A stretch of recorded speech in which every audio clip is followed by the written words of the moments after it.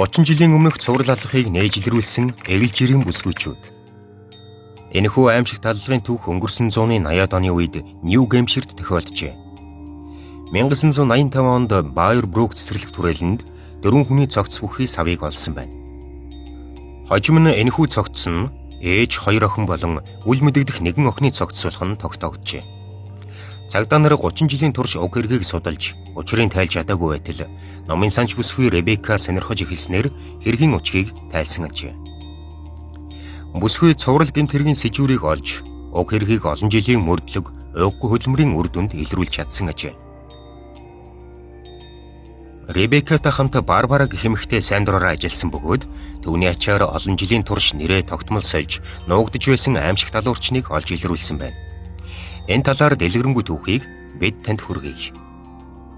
2018 оны 10 дугаар сарын 10-нд Коннектикутын иргэн 34 настай Ребека олон жилийн турш нууцан тайлагдаагүй байсан аимшигт 4 аллагын сэжүүрийг олсон байна.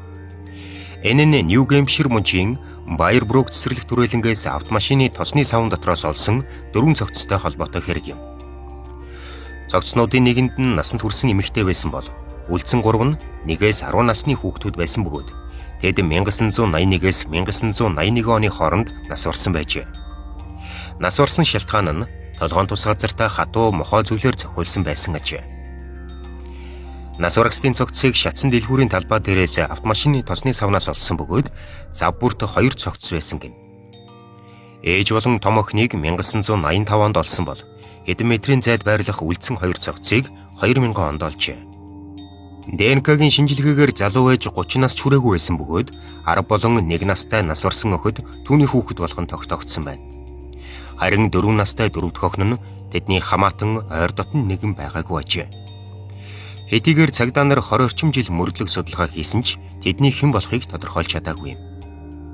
Харин Ребека санаандгүй байдлаар 10 жилийн өмнө энэ хэрэгт орооцолсон байна.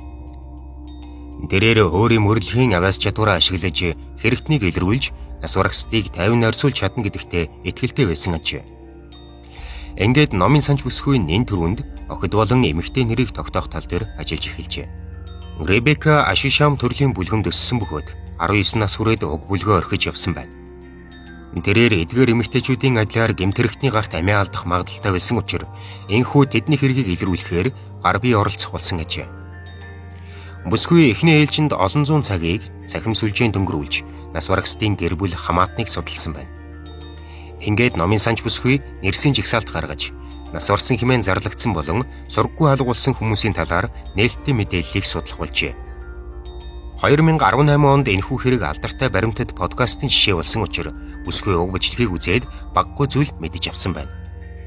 Үүнээс гадна нэгэн кинон дээр 4 настай 3 дахь охины ДНК шинжилгээний тусламжтайгаар түүний эцгийг тогтоосон хэмээн гардаг аж.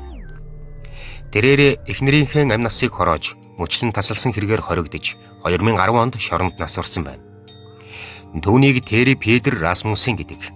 Мөн кинонд 2 охинтой эмэгтэй баруун ирэг дээр амьдарч байсан хэмээн гардаг.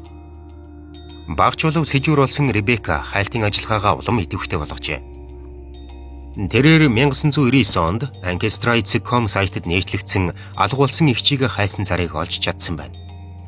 Бүсгүй 1978 оноос хойш Калифорнид амьдарч байгаа ээж эгч хоёртойгоо уулзаагүй байсан аж. Эмэгтэй 1977 онд төрсэн Сара Макватерс болон түүний том эгч болох 1971 онд төрсэн Мари Вон гэх охтыг хайж байсан бөгөөд тэд өөр эцэгтэй байжээ. Харин охтын ээжийг Марлес Элизабет хааны чичер гэдэг байсан аж. 1978 онд талархлын баярын өдөр болсон хэрүүлийн дараа Марлез охтынхоо хамтаар сургаггүй алга болсон байна. Номын санч бүсгүй Марлез, Мари, Сара нар Байер Брук дахь цогцсох магадaltaй гэж үзсэн байна. 2018 онд Ребека хамаатнуудыгаа хайж байгаа эмэгтэй зарыг Facebook-ээс олжээ. Тэрээр одоо хүртэл Сараг хайж байгаа гэдгийг хэлсэн бөгөөд Марлес отоос Расмуссен гэх залуутай явсан талаарч мэдээлсэн байна. Энэ нь номын санч бүсгийн таамагийг баталгаатай болгосон юм. Ингээд Ребека хохирогчдын нэрийг олж чаджээ. Ребека тэр даруй цагдаагийн байгууллагад хандсан аж. Бүсгүй нас барсан эмэгтэйчүүдийн гэр бүлтэй тогтмол холбоотой байсан бөгөөд олон сарын турш хийсэн ДНК-гийн шинжилгээний үр дүнд тэд цусан төрлийн холбоотой болох нь тогтоогджээ. Харин одоо нас барсан охтын гэр бүлийнхэн Расмуссен гэж хэн болох яагаад охид болон тэдний ээжийн амийг хороосон талаар мэдхийг хүссэн байна. Мөрдөгчид энэхүү нууцлах хэргийн зангилааг багаар тайлж эхэлсэн боловч дунд охинтой холбоотой зарим нэг зүйлс нууц хэвээр л байсаар байжээ. Терри Расмуссен 1943 онд Колорадод төрсэн байна. 1968 онд гэрлэж эхнэр 4 хүүхдийн хамтаар Аризона болон Калифорнид амьдардаг байжээ. 1975 онд эхнэр нь түүнээс салж хүүхдүүдээ авч явжээ. Тухайн үед Расмуссен гэр бүлийнхэндээ хүнд гэмтэл учруулсан хэрэгээр баривчлагдж байсан байна. Түүний том хүү Эрик эцэг нь тамхиа түн дээр унтраадаг байсан талаар дурдсан аж. Харин охин Андрегийнх нь хэлж байгаагаар тэр хар тамхинд донтсон сэтгэл зүйн хувьд асуудалтай байсан гэжээ. Расмуссен Марлизтэй хэрхэн танилцсан болохыг хэн ч мэдэхгүй. Гэхдээ Марлиз 1978 онд ээжтэйгээ муудалцаж хүүхдүүдтэйгээ шинэ найз залуутайгаа Калифорниас Нью Гэмпшир рүү явсан байна. Алуурчин энэ хотод Боб Эвансийн нэр дор амьдарч байжээ. Тэрээр Алленстаун дэлгүүр цахилгаанч нар ажиллаж байсан бөгөөд хожим нь энэ дэлгүүрийн хажуугаас 4 цогц солдсон аж. 4 дахь охин хизээ нас барсан. Яагаад Марлиз Сара Мари гуравтаа үлдсэн тодорхойгүй байгаа юм.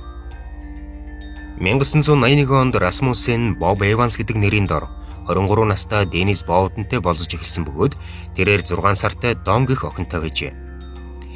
Жилийн сүүл гэхэд охин ээж хоёр алга болсон гэв. Хамгийн сүүлд тэднийг 11 сарын 26-ны өдөр талархлын баярын өдөр Денис болон Расмуссен нарыг хамт хооллож байхад нь л харсан байна. Хосууд санхүүгийн асуудалтай байсан учраас бүсгүйн гэр бүлийнхэн тэднийг хотоос зугтсан хэмээн бодож цагдаад мэдэгдээгүй ажээ. 4 жилийн дараа Расмуссен Кёртис Кимбл нэрийн дор Калифорнид иржээ. Тэрээр Донтой амьдарч байсан бөгөөд түүнийг өөрийн охин Лиза хэмээн нэрлэж байсан гин. Расмуссенийг согтуугаар тээврийн хэрэгсэл жолоодож хүүхдийн амнасанд аюул учруулсан хэрэгээр баривчилсан аж. Азар тэр хоригдох ялаас мултарсан ч охиныг трейлерийн цэцэрлэгт үлдээж авсан байна. Үүнээс хойш Дон асрамжийн газар амьдрах болжээ. 1987 онд Расмуссен автомашин хулгайлсан хэрэгээр баривчлагдсан бөгөөд хурууныхээ нь мөрдөгчдийг Денис болон түүний охины хэрэгт анхаарал хандуулахад хүргэсэн байна. Лиза бол алга болсон Дон болохон тогтоогдсон бөгөөд Расмуссенд хүүхдээсээ татгалцсан хэрэгээр 3 жил хоригял оноосон ажээ. Гэхдээ тэр хугацаанаас эрт суллагдаж дахин сургаггүй алга болсон байна. 1999 онд Расмуссен дахин Калифорнид ирсэн бөгөөд энэ удаад өөрийгөө Ларри Ванер хэмээн нэрлэжээ. Тэрээр 42 настай Инсун Жунтай болзож эхэлсэн ч 2001 онд бүсгүй сургаггүй алга болсноор цагдаа нар түүний найз залуугаас хурууныхээ авсан байна. Түүний хурууныхээ Кёртис Кимблийн хурууныхээтэй таарч байсан гин.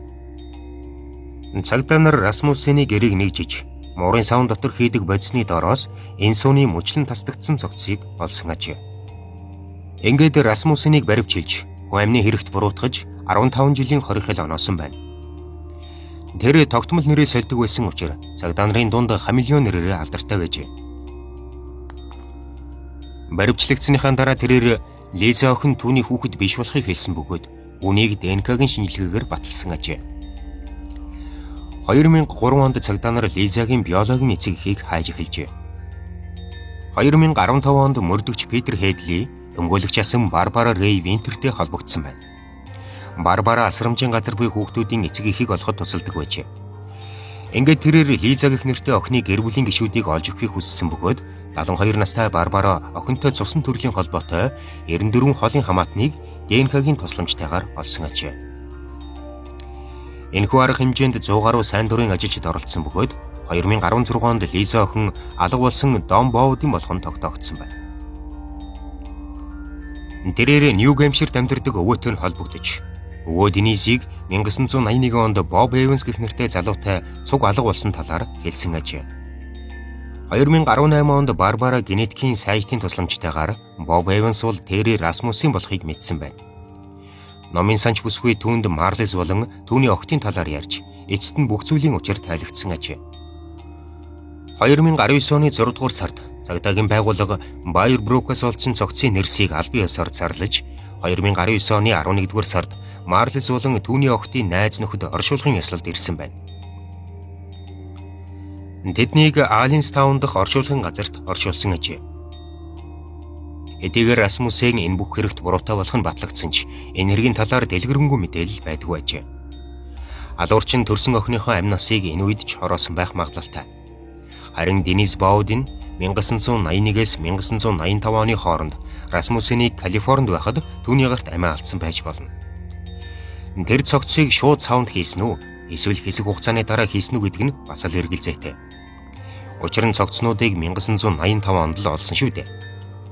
Харин Хэрцгий аимшигт алуурчин өөрөө 2010 оны 12 дугаар сарын 28-нд уушгины хавдраар нас барж бүх нууцыг авсан давж орсон байна. Цагдаа нарын олон 10 жилийн турш нээж чадаагүй хэргийг энгийн нэгэн номын санч бүсгүй болон сайн дурын ажилд нь нээж илрүүлж чадсан нь гайхалтай. Барбара болон Ребека нар одоо хүртэл нэр нь үлмэдэгдэх цогцын нэрийг олоход цагдаа нарт тусалж байгааг нь. Тэд Расмуссений гарт олон бүсгүйчүүд амиа алдсан гэдэгт итгэлтэй байгаа юм.